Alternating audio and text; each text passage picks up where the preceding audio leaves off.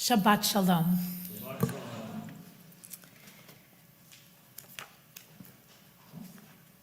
As the curtain rises on a beloved late 1960s musical, one after the other, the characters introduce themselves, and each one offers a different negative assessment of a little boy whom they describe as having a lack of confidence, a little boy who never pitched a winning baseball game, has never been able to keep a kite in the air, never won a game of checkers or successfully punted a football. His friend's older sister describes him as having a failure face. And his good friend, though, does assure him that he doesn't have anything to worry about because science has shown that a person's character isn't really established until he's at least 5 years old. Whereupon the main character says, "But I am 5. I'm more than 5." At which point his friend wishes him, well, good luck. And then this sweet little boy says, "Some days I wake up early to watch the sunrise, and I think how beautiful it is, and how my life lies before me, and I get a very positive feeling about things. Like this morning, for instance, the sky is so clear and the sun's so bright. How could anything go wrong on a day like this?" Then he realizes he's late for the school bus, and it's left him behind. "You're a good man, Charlie Brown," the characters sing, in spite of everything that they've just leveled at him. They say you're the kind of reminder we need. You have humility, nobility, and a sense of honor that is very rare indeed. You're a good man, Charlie Brown, and we know you'll go far. Yet it's hard to believe, almost frightening to conceive, what a good man you are. You're a good man, Charlie Brown. You are kind to all the animals and every little bird. As Charlie Brown makes his way through his day and we go with him, we all know that that little fellow is an example of a mensch. And one of the ways he consistently proves, as if he needed to, how sweet and good a heart he has is his absolute devotion to his beloved Snoopy. In Leviticus chapter 22, verses 27 and 28, we have an ancient prescription over how to regard animals. It's referring to animal sacrifice, as so much of this section of the Torah does. But commentators have wondered if the verses about how to treat animals that we are offering up as holy offerings, if those prescriptions are there to honor the feelings of the animals or to inculcate decency and humanity and humane behavior in us. Commentators actually do not agree. These are rather cryptic verses, actually, and we're left to wonder really what the lesson is. I think we can probably safely say that verses in our Torah that teach us about care of animals are for both. For our furry friends and feathered fellows to remember, as anyone knows who's ever lived with an animal, they have such deep souls. But also to try to breed, if you will, a kindness and a sensitivity in each of us. Because certainly, as our friend Charles, Refuah Shlema Charles, always reminds us, we are animals too. And we need chesed for ourselves and for one another. So, though these are cryptic verses, verse 27, when an ox or a sheep or a goat is born, it shall stay 7 days with its mother, and from the 8th day on it shall be acceptable as an offering by fire to the Eternal. Maybe to imprint each other on each other's souls or bodies It's unclear, but there's something that we're supposed to do with these animals to restrain ourselves when we offer them. And verse 28 that says, "No animal from the herd or from the flock shall be slaughtered on the same day with its young."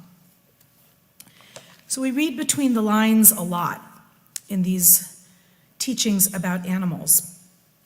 Of course, many of you are probably already thinking about the passages in Deuteronomy that command that a mother bird should be let go if you come upon a mother bird sitting on her eggs in her nest. This is characteristic of the Torah's concerns for the feelings and needs of animals. That's generally how it's read. It takes for granted that certain animals can be sacrificed and used for food, but it makes clear over and over that God's mercy extends to all of creation. Just a few examples of that. The ox and the ass are not to plow under the same yoke. Ox, ass, and all cattle are made beneficiaries of Shabbat rest. It's a big indication. An animal and its young may not be slaughtered on the same day, as we have here in our Parsha this week. An ox is not to be muzzled while threshing the corn, so that it may not be tortured by its inability to eat a little bit to satisfy its hunger. The sabbatical year has as one of its purposes to give both people and animals a chance to harvest the fallow fields. And Balaam's unjust harshness toward his famous talking donkey is criticized harshly by God's messenger. And the final line in the book of Jonah sums up this divine concern. In a rhetorical question, God proclaims that divine mercy extends to beasts as well as to innocent human beings. Later Jewish tradition expanded on that need to prevent cruelty to animals and to avoid as much as possible causing pain to living things. This is the Jewish value of tsar ba'alei chaim. There are elaborate laws, of course, governing ritual slaughter. They were in part designed to end the animal's life as quickly as possible and with as little pain as possible. And Deuteronomy 11, verse 15, mentions cattle before people, was later interpreted by the Talmudists to mean that owners had to feed their animals before they themselves sit down to eat. Every time I feed Rafi ahead of us, I feel like I'm, at least in a tiny way, living what my Talmudic ancestors would have wanted me to do. Human beings are to imitate their Creator. We know that God is merciful, and so too must we practice loving kindness to all living creatures. I just loved that notion that after enumerating all of Charlie Brown's faults, that one of his great, most decent characteristics is that he's kind to animals and to all the little birds. Would that we could say that about everyone on our planet, or at least a few more people. Please beware of anyone that isn't kind to animals, and celebrate those who are.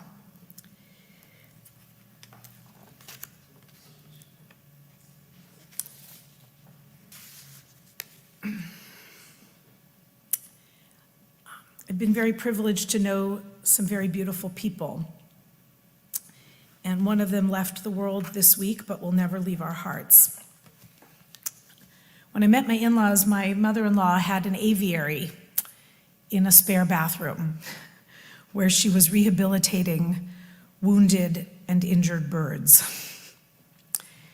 And my in-law's kindness to animals has extended to more doggies, kitties, horses, and chickens than could ever be counted. No one is without their flaws. We all have them. But to be able to say about people of a million beautiful characteristics that my father-in-law had, he was kind to animals and to every little bird. They didn't plow to the corner of their fields. They remembered the hungry and the hurting. My father-in-law's favorite charities were Meals on Wheels of Missoula, which he was the beneficiary these last couple months. They wanted him to be a speaker at their annual gathering. And also a charity called Anna Meals, whose mission, it's a feline rescue. Their mission is to save the hungry, the helpless, the lost, and the little ones just struggling to survive, to house and feed as many animals as possible, to ease the suffering of the weak and unloved. It tells you about everything you need to know about my father-in-law, Steve, and my mother-in-law, Ellen. May she have strength. So I dedicate this little Devar Torah to them and to the example they have shown. They're such good people. I'm going to try to take that example forward, maybe adopt a couple more animals, maybe even a wounded bird at some point, and do so knowing that our Torah and our sages would have us all do something along those lines. Let's care for one another and all the little creatures just struggling to survive, which includes all of us too. Shabbat Shalom.